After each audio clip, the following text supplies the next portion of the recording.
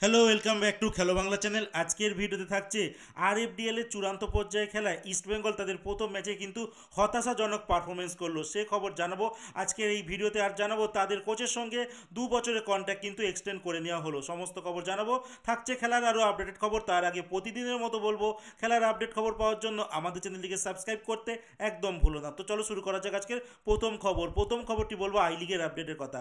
তো আই লিগে গতকালকে দুটি ম্যাচ ছিল, যেখানে এসসি ব্যাঙ্গালোর টিম তারা মুখোমুখি হয়েছিল গোকুলাম কেরালা এফসির সঙ্গে। আর গোকুলাম কেরালা এফসি কিন্তু এসসি ব্যাঙ্গালোরকে 2-1 গোলে কিন্তু হারিয়ে দেয়। দিনের দ্বিতীয় ম্যাচটি হয়ে গেছে রিয়াল কাশ্মীর আর দিল্লি এফসির মধ্যে, যেখানে রিয়াল কাশ্মীর 2-1 গোলে দিল্লি এফসিকে হারিয়ে দেয়। আর দিল্লি এফসি কিন্তু এই হার নিয়ে কিন্তু রেলিগেট হয়ে গেল আই লিগ থেকে। তারা নেক্সট সিজনে কিন্তু আই লিগ 2-তে খেলবে।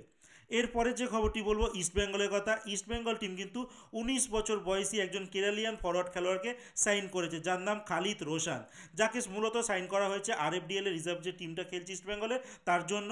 আর এই খেলোয়াড়টি লাস্ট খেলেছেন এসএটি তিরুর এফসিতে, তারপরে তিনি ইস্টবেঙ্গলে আরএফডিএল এর রিজার্ভ টিমে কিন্তু যোগদান করছে।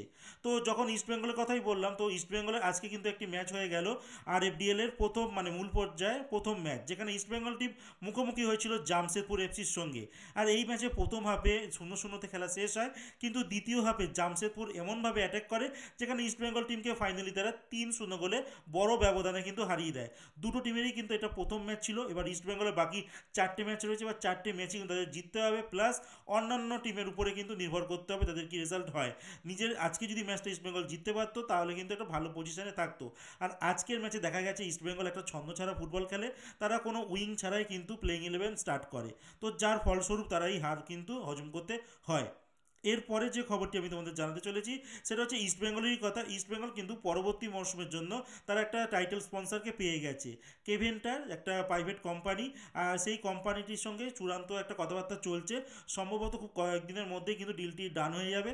তারপর কিন্তু নেক্সট সিজনে ইস্টবেঙ্গলে আমরা দেখতে পেয়েছিলাম এবছর কিন্তু জার্সিতে কোনো নাম ছিল না, হয়তো পরবর্তী সময় নাম দেখতে পারবো এই কেভেন্টারকে।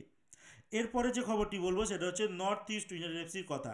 তো নর্থ ইস্ট ইউনাইটেড এফসি তাদের এবছরের কোচ যে পেদ্রো বেনালি, যিনি লাস্ট কয়েক বছর ধরে এই নর্থ ইস্টের কোচ রয়েছে, বাট লাস্ট 10 বছরের যদি হিসাব দেখা যায়, তারা প্রথমবার এবছরই কিন্তু ডুরান্ড কাপ চ্যাম্পিয়ন হয়। এটাই তাদের প্রথম সাকসেস। আর এবছরে আইএসএলে তারা কিন্তু তৃতীয় পজিশন পায়, যার জন্য এই কোচের সঙ্গে কিন্তু নর্থ ইস্ট ইউনাইটেড এফসি থেকে 2 বছরের কন্ট্রাক্ট এক্সটেন্ড করে নেওয়া হয়েছে। মানে 2027 সাল অবধি কিন্তু এই কোচের সঙ্গে চুক্তি রইল নর্থ ইস্ট ইউনাইটেড এফসি। মানে এবছর কিন্তু দারুণ একটা পারফরমেন্স করছে এই স্প্যানিশ কোচ।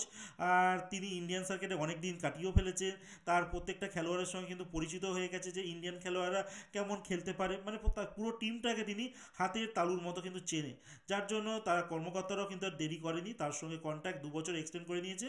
মানে 2027 অবধি কিন্তু নর্থ ইস্টের কোচের পদে আমরা এই পেদ্রো বেনালিকে কিন্তু দেখতে চলেছি। তো আজকের মতো খেলার খবর এতটুকুই। ভালো থেকো, সুস্থ থেকো, দেখা হচ্ছে নতুন আরেকটি ভিডিওতে।